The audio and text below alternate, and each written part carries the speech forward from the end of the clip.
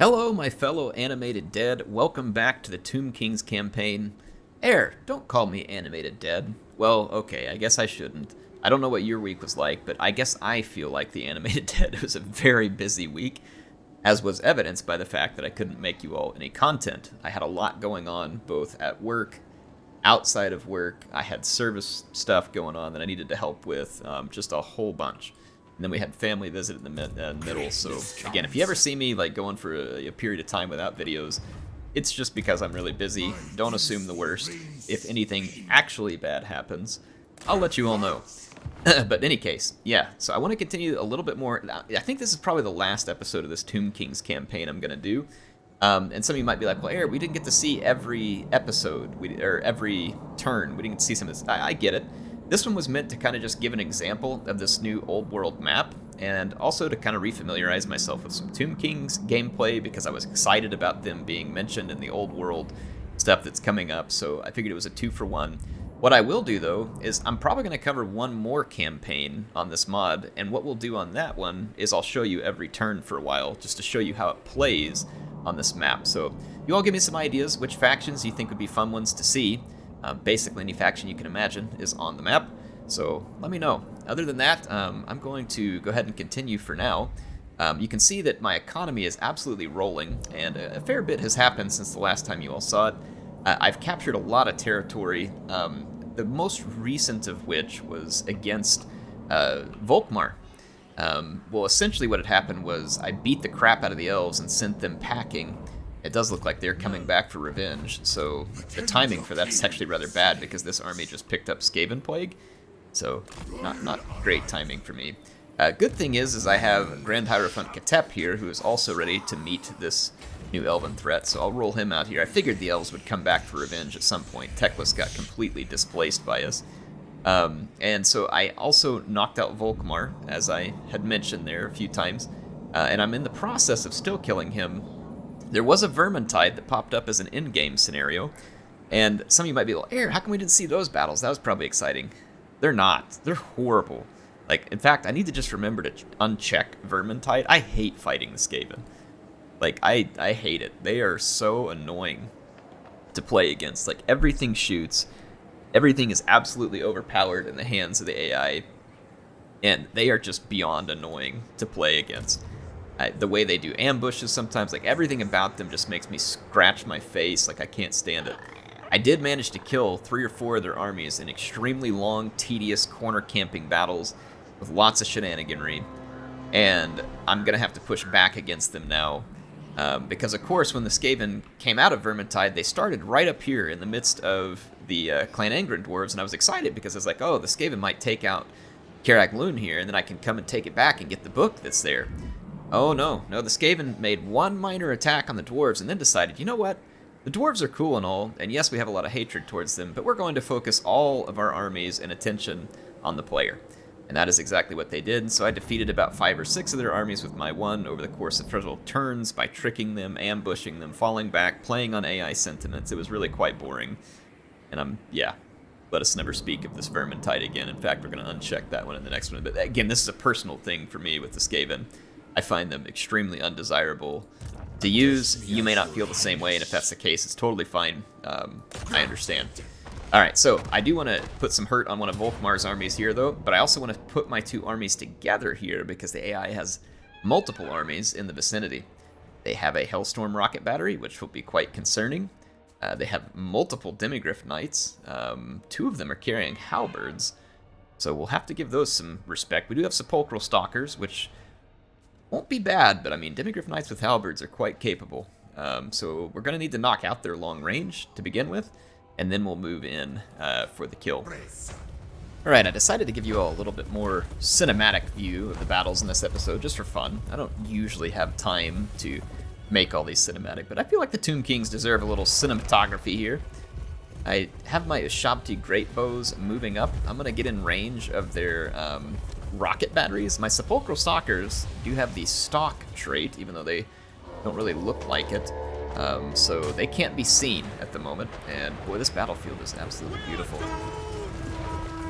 Here's Volkmar's legions on the other side. Volkmar, of course, not present in this battle, but his forces represented.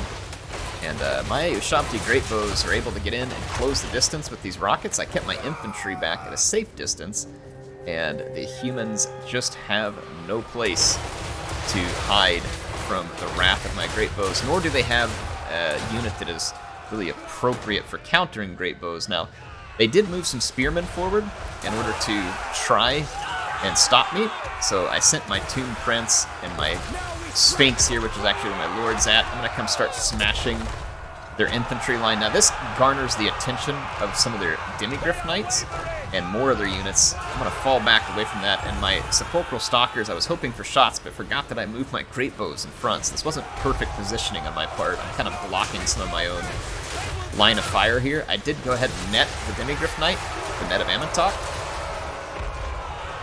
and held it there for just a second. I put a Tomb Swarm up in there as well, and now I'm going to flee back.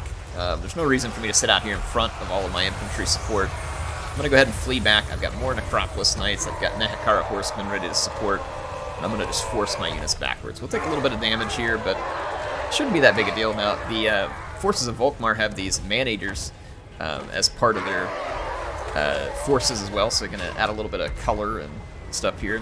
Check it out, we got the Warrior Priest trying to get up in here and get into combat with my Ushabti Great Bow. The AI is, of course, fixated on units like the Great Bows.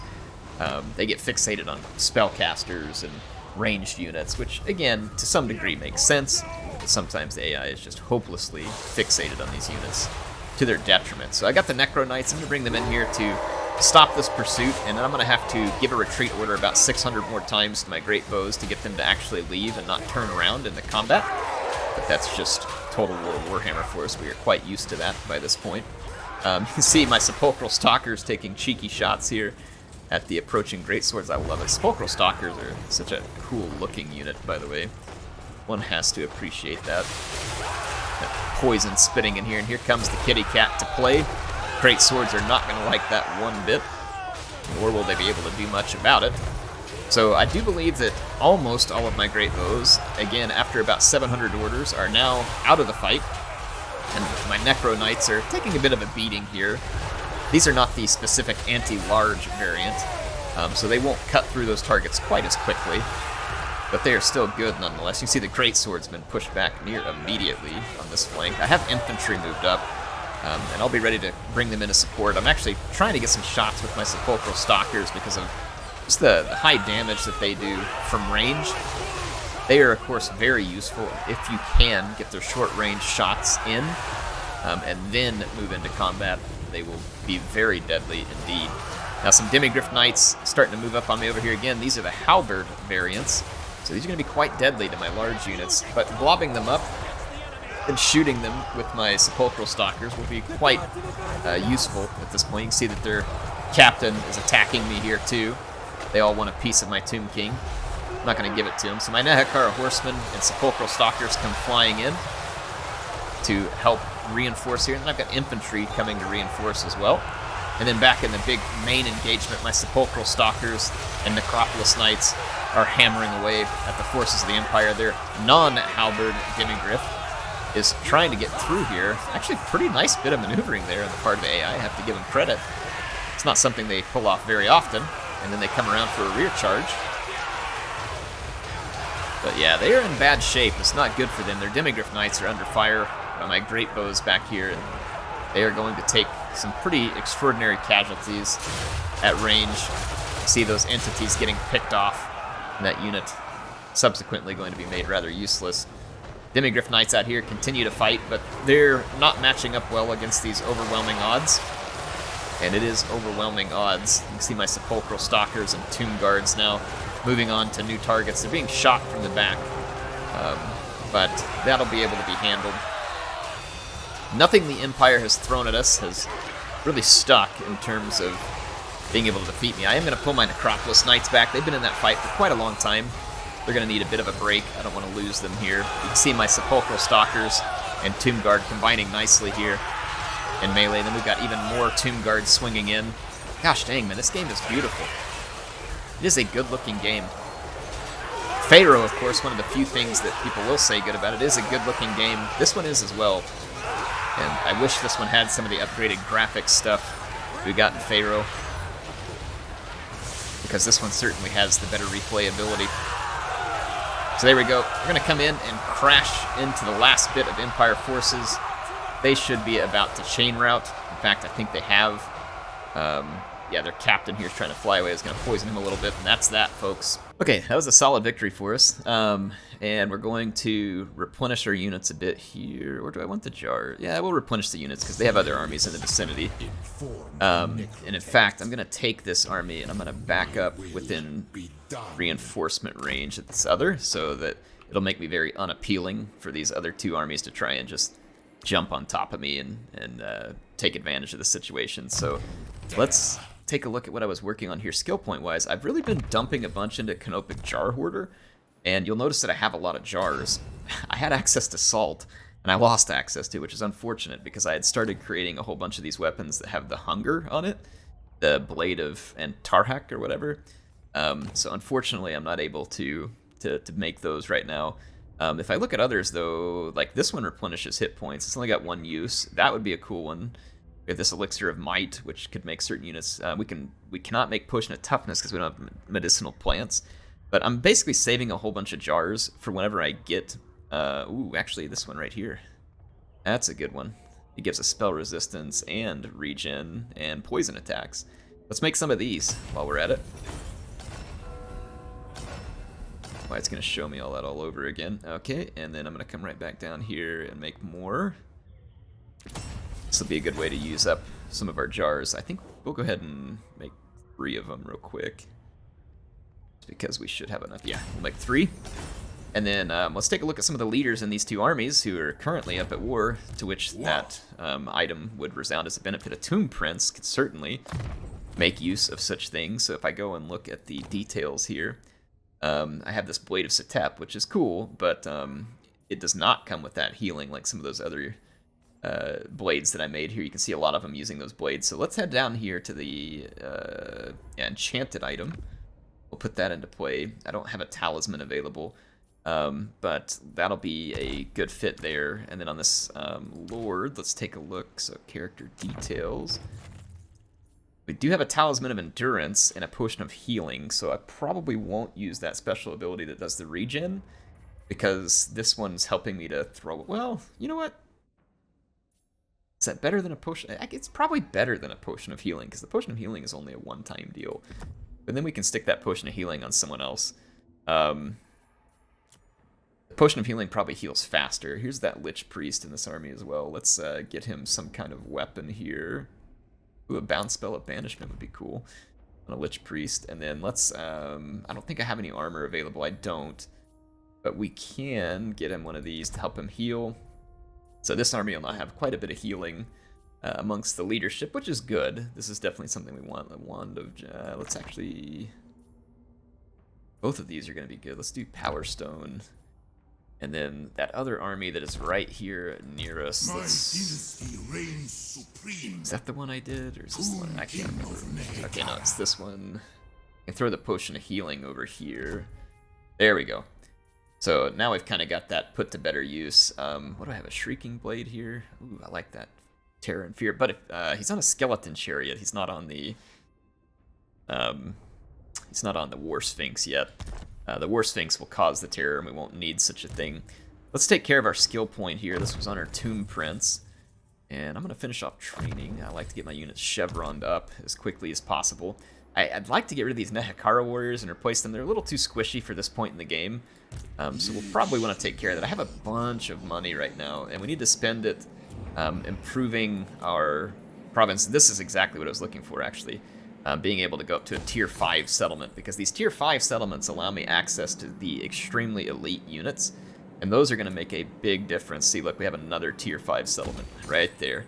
So what we'll do is we'll save our money now, and when those 2 tier 5 settlements finish, I can get more Bone Giants, Hierotitans, Necrosphinx, Kimrian War Sphinx, all of the good stuff. So those tier 5 settlements are kind of a gold mine for us in terms of helping us get access to just extremely good units. Definitely something you want. And let's see here. Let's go grab that treasure real quick while we're sitting here. Might as well. Treasures are a great way to pick up some... if we don't actually have to fight anybody, that sucks.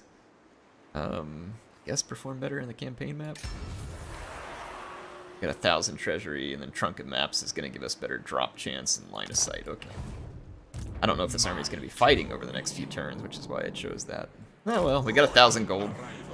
Wasn't amazing, but it wasn't altogether useless. King Rakash over here has some skill points for us to look at.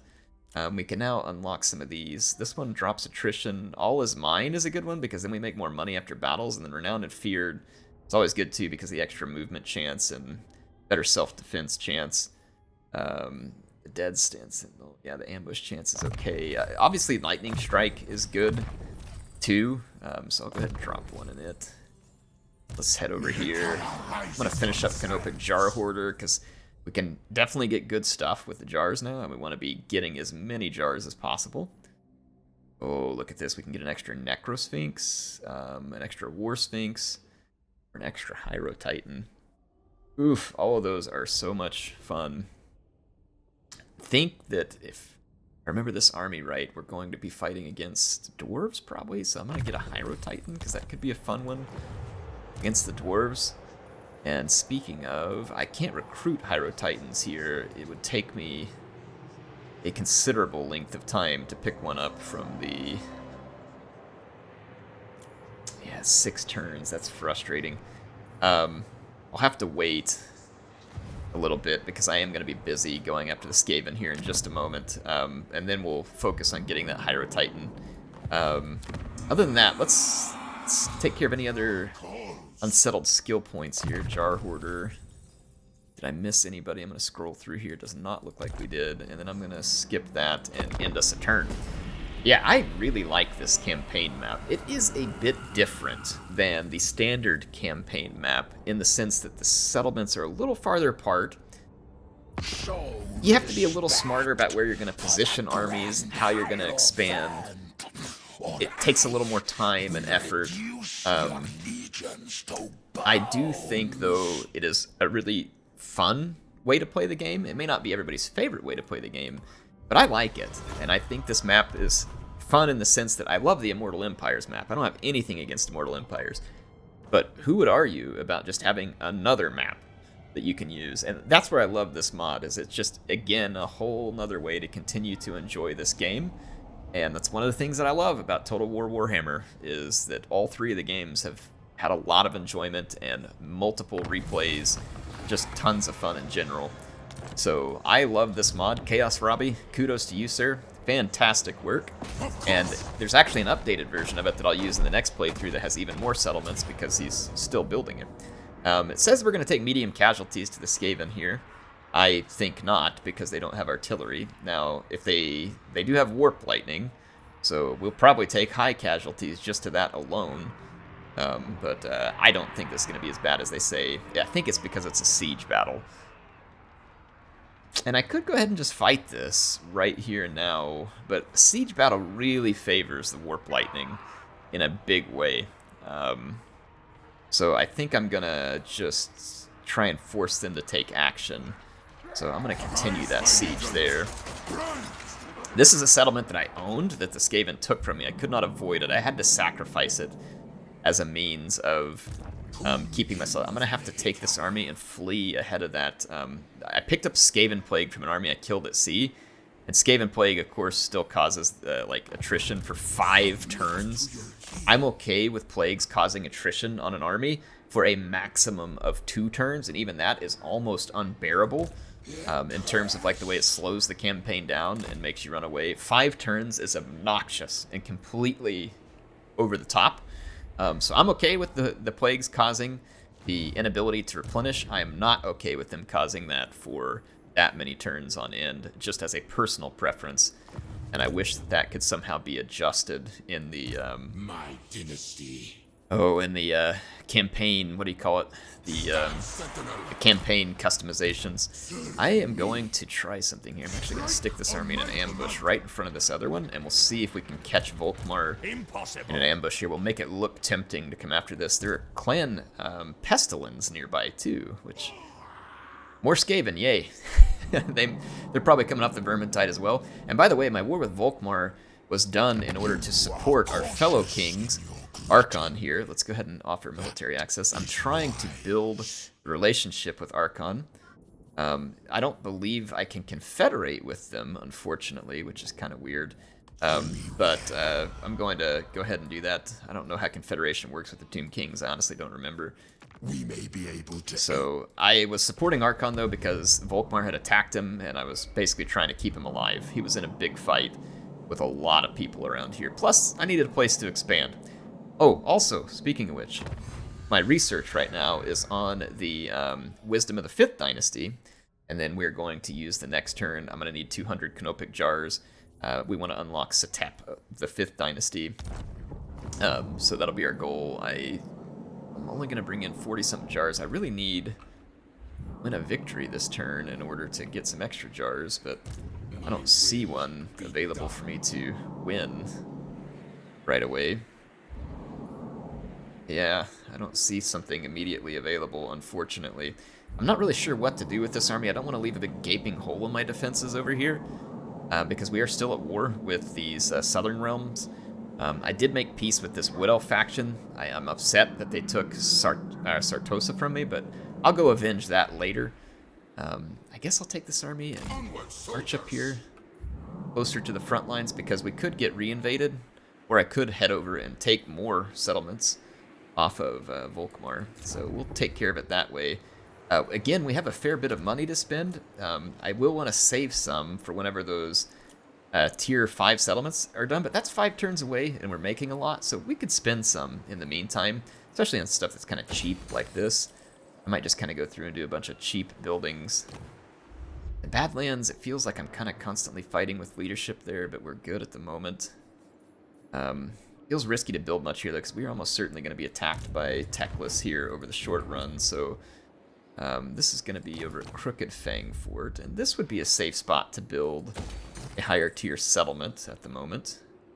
Leadership is good, but could be better, so let's take care of that. And then at Karak Asgal here, I'm waiting to get the higher tier buildings here on the end, so we're going to skip that one. And then let's remind myself where these settlements are at. Stone Mine Tower.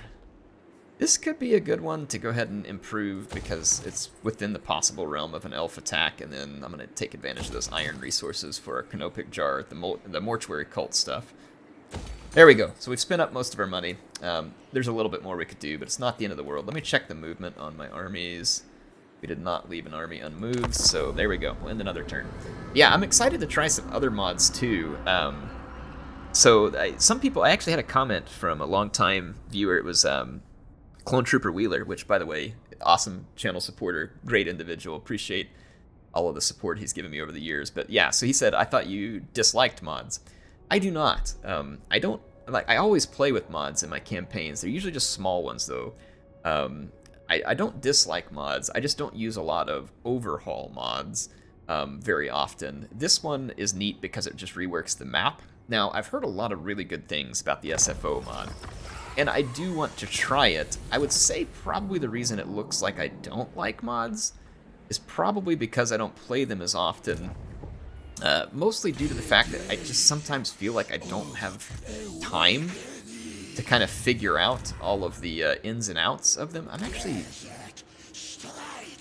really want to use this army in combat because I need some Canopic Jars. So I'm going to head up here and fight this island. It's a little bit risky because the elves might be within striking distance here soon, but I think we'll be alright. Let's approach the carcass so that we have to fight a foe. Not just fight a foe, but we get to make use of the Hierotitan and a Bone Giant, which we haven't gotten to see in this, although this battle will be pretty easy. Now, since the battles today are going to be cinematic focused, it doesn't get much better than this. We're in the desert. We are the Tomb Kings, and I've got some of their biggest showpiece units. At the Necrosphinx, one of my personal favorites, the Hierotitan, or in this case, the Aerotitan, which seems appropriate. Really cool looking unit, man. That's awesome. They are a lot of fun. Good against blobs of infantry. We got Big Bone Daddy here and his big bow. He's going to shoot some magical pain out there into our enemies. I got a Tomb Scorpion here. Those also looking good all the time. Got ourselves a, I believe a Necrotect and a... No, sorry, it's a Spellcaster. This is our Lich Priest and then our Tomb Prince. And then we've got ourselves a Kimrian War Sphinx out here. This is not where our lord is at, so there are a few archers on the back of it. We'll be firing away. You can see in the background I've got Katep and my other casket opening up, but we're gonna have some fun here. We're gonna let the Hierotitan come up. I believe that he may have already slung a Shim's Burning Gaze in that direction. He did, but we are not going to miss some good laser eye action once we have the opportunity. I went ahead and dropped a banishment in the middle of these guys too, just to annoy them as they came forward. Anything I can do to make their life more miserable, I'm here for it. You can see that their vampire fleet captain has taken multiple Shim's Burning Gaze at this point. Is not very happy about it, but can't say that I care either. Here comes Bone Daddy, just narrowly missing there. These Johnny Deathguard here are going to get the privilege of being Hyro-stomped, so I hope they're excited about it. I certainly am. You can see the Hierotitan moving into position to give them that. I do have some polearm units. I'm going to make sure and keep those clear of my big guys. Here we go. Let the fun begin. Hierotitan is in the building, as is the Necrosphinx here. So we're going to give these Depth Guard uber beating. I'm going to move around their polearm units and then make sure to, you can see there the Nehekara's horsemen coming in to eat up their gun units so that they won't be able to shoot down my big units. And I'm taking exploitation of their gaps in their lines, so you can see this Tomb Prince coming through again. I'm going to come in and disrupt the gun units. Now let's go get some laser eye action. This is the whole point of getting a Hierotitan, is you need to see your enemies evaporated underneath your magical laser eyes. So here we go, any moment now. Oh yeah, oh, I did it on the wrong side. Come on.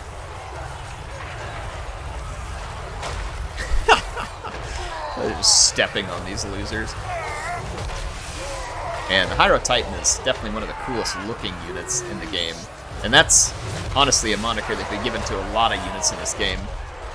And I'm mostly here for this Hierotitan action. Come on, give us the laser eyes one more time. Give us some laser eyes. Do it. I was using a Shim's Burning Gaze right there, actually. He had a second one bound to him. Any moment now. I need to get a good view of the laser eyes. As you can tell, I'm all Hierotitan here. The other units are doing their job quite nicely. No need to worry about them. Come on, do it. Do it. Do it. You're just not doing it because I'm watching. Ooh, that was nice. Hyro Stomp. Oh, he always turns away from me. There we go. Alright, well, we got as close a look as I could. I'll let you go see some of his buddies. They're cleaning up the last little bit of enemies over here. We got the Tomb Scorpion, 2 Sphinx units, and the Necro Knights and Nehekara Horsemen. Honestly, Nehekara Horsemen and the Necro Knights are a pretty cool combination. They hit pretty hard and have decent attack. Like the Nehekara Horsemen have high attack against low armor. Necropolis Knights good against armor. Of all these serpent enemies here. So, there we go. It's going to be an absolute crushing, and that treasure belongs to us. So, there we go. You see the Bone Giant. No mercy there. Alright, this is what I wanted right here, was the Canopic Jars. So, I am going to take those. That will give me enough Canopic Jars to come in here into the Dynasties tab. Oh, well, thank you very much. And we completed a mission, so we got some extras, so I guess that's good. We also picked up another weapon, which is good. We have a lot of characters who need them. And we're going to unlock Satep of the 5th Dynasty, because I do need another army. And the place I need it is actually over here, because I'm probably going to end up fighting the Dwarves soon. Not exactly the way that I would like for things to have gone over here, but it is the way things are going to go over here. I'm going to retake my settlement from the Skaven scum who took it in the first place. And I would imagine that Clan Moors is hurting very badly at this point, and I'm glad for that. I'm here for it, in fact. So we're going to rebuild, and Karagaskil is fine. Okay, so we managed to get the Canopic Jars we needed. We got the research done. I'm actually going to go ahead and swing this army all the way back to the settlement so it'll begin to replenish. And we'll be ready in case the elves invade. This army is just kind of having to stay out here in no man's land and bide its time for another 2 or 3 turns, whatever the case is. Yay, fun. Thank you, Creative Assembly. As you all can tell, like I said earlier, I'm not a big fan of that, but it is what it is. We will deal with it. Okay, Prince picks up a skill point here. We got Desert Strike, we got Jar Hoarder, Got embalmed and elixir. Probably spread control is not bad at this point. Help, you know, maintain settlements that we're in. We're gonna need to check for a couple of things. These forces are ready to push forward. I guess that they saw us here because this army is now visible, and then this one looks like it's kind of running for other territory. So once again, I may use some ambush shenanigan right here and see if we get lucky. That was stupid. Hopefully CA will continue to address the auto-resolve, because that's obnoxious. It would not have happened in any reasonable iteration of that battle. Yeah, they really need to work on that. I'm going to move this army up here in an ambush and see if that will lure Volkmar back in. Now, he may just go for one of my minor settlements over here. And, I mean, that's typically the way the AI is kind of pre-programmed, and then that may very well be the case. We will see what happens, but regardless, we've got Volkmar in a vice grip. He's not exactly loving life right now. Bretonia here. Or no, Kislev. Is that like a rabbit head faction? That's a pretty cool looking flag. I love some of the different flags and stuff they did here. We do have unassigned skill points, so let's take care of those. It goes to Katep, in fact, who... I guess I'll finish up Soul Reaper. Actually, we'll do the Jar Hoarder on him as well. Like I said, I'm trying to really pump out the jars because I have the right resources now, so that pumping out jars makes sense. You know what I mean? Like the jars are going to be able to be used in a meaningful manner at this point. Let's see. Dominable. Let's do full plate armor. Let's see here too. Go ahead and put another point in Purple Sun. Love me some Purple Sun when it's the right situation. This working on the blue skill points here with this one.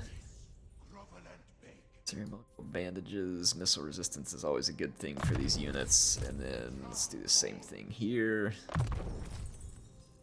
Got one more skill point to take care of here. Do ceremonial bandages once again. Okay, and then let's get into some of these characters, like starting back here, for instance, and just make sure that their armies are about as equipped as we can get them at the moment. Again, talismans are in short supply, as is armor. But if some of these guys are not carrying a weapon, for instance, then there is something I can usually do about that. So, like, for instance, this Lich Priest is not carrying a weapon. We have a Sword of Anti-Heroes, which is not bad. Got a giant blade here too, which would actually be pretty helpful. Lich Priest, in case they end up in some combat.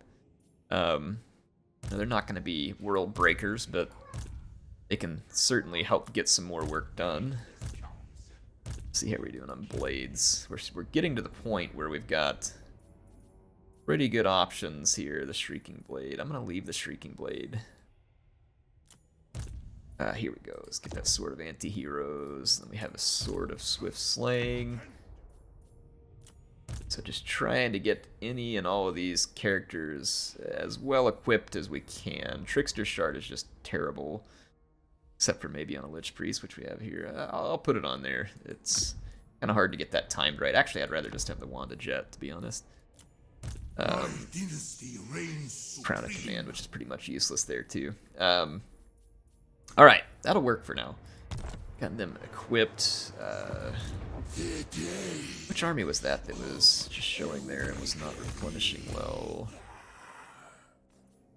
Go through my armies again real quick. So Hierophant gets up. Okay, they are replenishing.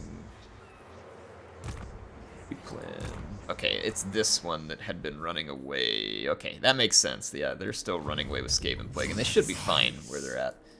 Alright, I just wanted to make sure I didn't have an army that was about to be knocked out through mismanagement on my own. I'm going to put some control and corruption reduction here to get rid of the Skaven taint and regain solid control of this province that the Skaven had managed to ravage their way through. And I'm curious to see what you all end up saying in terms of other factions you would like me to show on this mod. I know for sure I would have interest in Grombrindle. Grombrindle is one of my favorite campaigns to play. Boy, the Druki are really fun in campaign too because of the black arcs and stuff. Yeah, there's a lot of fun campaigns. High Elves are a really enjoyable one for me. Lizardmen are really enjoyable for me. There are a bunch of factions. Oh, here's the war. That's why I was hoping to get another army recruited. near the dwarves. I knew that was coming because they've been breaking all their agreements with me over the last few turns. There is a Book of Nagash we can get here, but I would imagine that these dwarves are not going to be particularly easy to kill. They are well armored, they are difficult to fight, and they come in huge numbers with lots of guns, which will certainly make things interesting. So we finished Satep, which means we can start getting another army in this vicinity, which we badly need. So let's go ahead and get Satep recruited here. He is the Satep of the 5th Dynasty. He's got the passive ability of the Curse, that's kind of cool. So let's recruit him. Place him in here. We're going to need to start leveling up. I like starting with Sun-Scorched Bones. And speaking of Sun-Scorched Bones, I'm going to pick up all the Tomb Guards that I can, and we need access to more Tomb Guards because, honestly, infantry that isn't Tomb Guard is going to be quite poor against the Dawi. Would not be desirable. Hierotitan could be useful, a Bone Giant could be useful here. It's going to take a long time to recruit those, so I'm going to get those started. Sepulchral Stalkers are better against large, but they aren't bad against the dwarves. And the Necropolis Knights are pretty decent against the dwarves too, because of their armor-piercing capabilities, and they carry the shield, so I'm going to start some of the longer-term recruiting there. Yeah, I really need more Tomb Guards, so let's take a look here. Oh, there's a couple of things we can do. In fact, let's go to the rights. In 2 turns, I should be able to open up another casket, unless I already have one. Ooh, we got some Regis of Renown here. Yeah, we got these Regiments of Renown. The Sphinx of Uskep will certainly be usable. Scorpion Legion's not the best here. Some magic attack, anti-infantry. The no armor on this Legion makes them basically useless to me. This one's Vanguard deploy. Death from above. I'm trying to remember what was special about this one. Let me go take a look at them real quick and kind of remind myself. Flock of Dejaf. That's normal. Fear is normal. Can't fly. That's normal. Vanguard's normal. Resilience is immune to. Okay, what is it? This bombardment. Okay, it's the death from above bombardment. So they can drop it on someone. Not an amazing unit to have here, but I'll grab it just for the sake. And I'll probably grab the skeleton again, just in case we get attacked over the next couple of turns. Have as much as possible there to help defend us. Now, in terms of heroes. Going against the dwarves, a Necrotect would be good. They tend to do well against infantry. I don't have one available, unfortunately, and we definitely want a Lich Priest. You never want to be without a Lich Priest in an army, and if I'm thinking about dwarves, Nehekara, I can boost attack and defense, as well as like a Sandstorm. Death is really good if you can get the Dawi like bottled up. You can give him a what do you call it, a Purple Sun. You do the same thing with Light and Banishment, but then you also get the Net. But Dawi aren't as important to Net because they're not particularly fast. I'm going to go with this here. I'm going to grab this Lich Priest, place him in this army, and we'll do Spirit Leech and I cannot foresee victory here. probably Soul Blight. I think it's a decent debuff. It is. Yeah, let's do that because it gets rid of armor as well.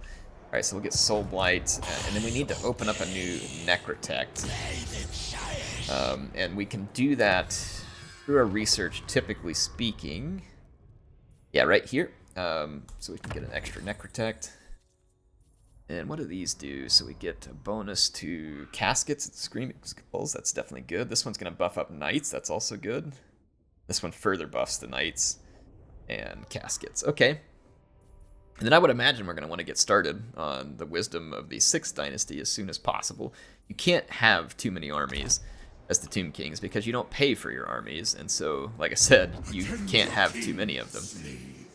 Now, this is such awkward terrain for the Tomb King since I can't travel underground. I have to go all the way around the mountain here to get to that settlement. That is going to be frustrating to say the least. But that's an interesting map setup for the dwarves because they can navigate this quite easily and their enemies not so much. In fact, I mean, Okay, yeah, we can come up here. I was like, can I even get to these settlements? That one's kind of on the bottom side of that mountain. We could go threaten it just to keep the dwarves honest. Till we kind of see where they're going to pop up from. I would imagine they're going to come over here. Just rebuilt this one, so it's going to be weak. I'm about half wonder if I can just like set an ambush here, see if we can get lucky and lure some dwarves forward. Alright, so Katep is back in action, healed, ready to go. The elves are now sailing north, probably looking for what they feel like will be the next most vulnerable point for me, so I'm actually going to start moving an ambush back towards them. I need to silence Teclis once and for all, but it's not going to be particularly easy to do. Am I still at war with these guys? Your man gods We and are. dubious master. I am at war with them, so we could take Katep and start to pressure Teclis. There's a sea, right, or a storm at sea, which we don't want to mess with at the moment, though, unfortunately. So I'm just going to skip Katep. This army's still got to wait, because thank you for just making me wait randomly. I about half wonder if we're going to want another army in the vicinity of the dwarves. This one's going to take like 10 turns to get over there, but I'd probably be better served by wrapping up this war and pulling one of these armies into the kind of northern flank.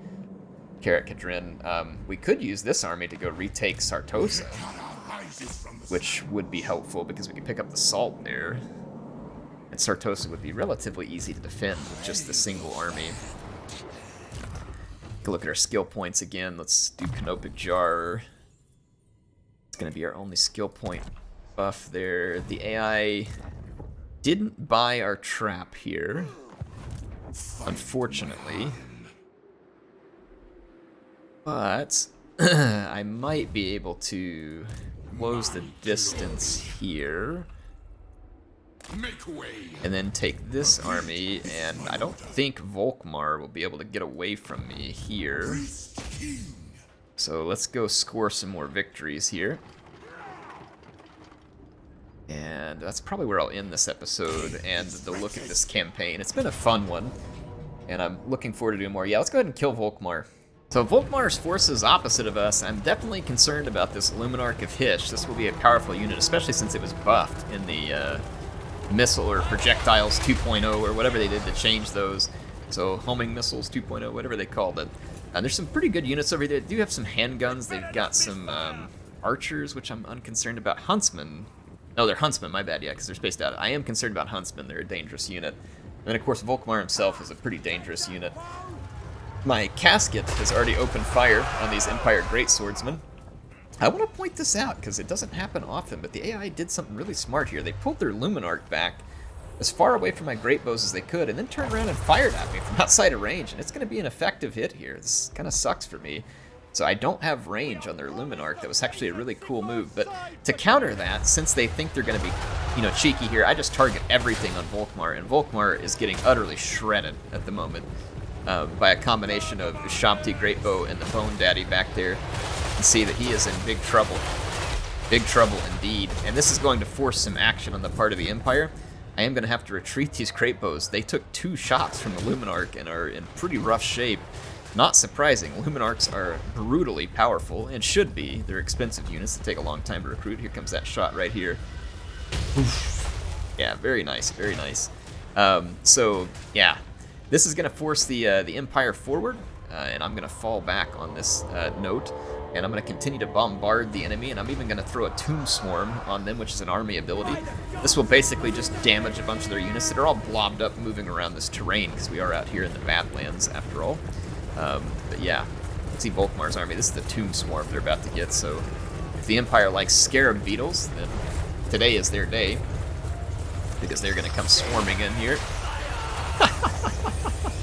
It's a really cool looking army ability there too. So there's the Tomb Swarm, and Volkmar continues to push forward, understandably so. He just wants to come make contact, because we are absolutely ruthlessly destroying them from range. Sepulchral Stalkers, right? They get the stalk trait, so I figured they would be good to close the distance to the Luminarch. So I have them slithering to my flanks, where they will close the distance and destroy the Luminarch with their ranged attacks. Meanwhile, Banishment gets dropped on me. I noticed it just a little bit late here. I like these effects. Very nice. So yeah, the banishment hits me, and I'm going to have to fall back from that. But Volkmar approacheth. We're going to get another shot in there with Bone Daddy, and then our Great Bows are going to get him, and he's going to be basically dead at this point. Look how dead he is. He's down to his last 1,000 hit points, or under 1,000 hit points before he even touches my battle line. And then, foreshadowing here, let's watch how long he survives because of just how ridiculous Volkmar is. And the answer is going to be a lot longer than he should. I did leave my casket very close to the front lines here too, which is going to put it at great risk of the enemy archers. Something that you should probably be aware of, and I do end up taking, again, great damage. So look at Volkmar now doing his pull-through shenanigans, because again, the AI fixates on units like a Shopti with Great Bow. So they're going to pull through. But he will get some attention here that he's not going to want. I've got Necropolis Knights moving his directions. Comes the Swordsman, and then there's Empire Great Swordsman here as well. But they're all going to be overmatched, and here comes the Necro Knights. There was no units left on the flank to protect the Empire missiles, and so the Necropolis Knights are going to flood in and collapse onto this handgunner unit. Dangerous unit indeed. And then my Sepulchral Stalkers close the distance. They are now visible, and the Luminarch was going to attempt to fire. It didn't actually get its shot off there, and now they're going to be sitting within range. And I could just attack it in melee, which is probably the smarter thing, but I kind of like these magical venom attacks. It means I'll take a shot to the face from the Luminarch, but I guess that's something I'm willing to deal with here. As we're going to absolutely crush it. You can see that it's down almost half health just from those opening volleys. I haven't even given this unit the attack order it needs yet, because it's outside the arc of fire. Feels like that Luminarch's firing relatively often. Anyway, I collapsed more units into the back lines to get rid of all of their handgunners. You can see the Scorpion here doing that because I was still busy trying to kill Volkmar. And if you don't believe me, there he is. Still alive, by the way. Still alive after all that. Look at all the attention he's getting, by the way, to have still been alive. So, an annoying showing here by Volkmar, who I do believe finally dies under an absolutely grotesque amount of attention from my troops. Units that would all be really good against him, by the way, but his healing is just very rapid. So we crush the Luminarch, and my Sepulchral Stalkers are going to work their way back into the Empire Skirmishers, who are now fleeing to and fro, attempting to avoid being attacked by gigantic snakes and scorpions. And quite frankly, I don't blame them. I don't like small scorpions or snakes, much less the large ones.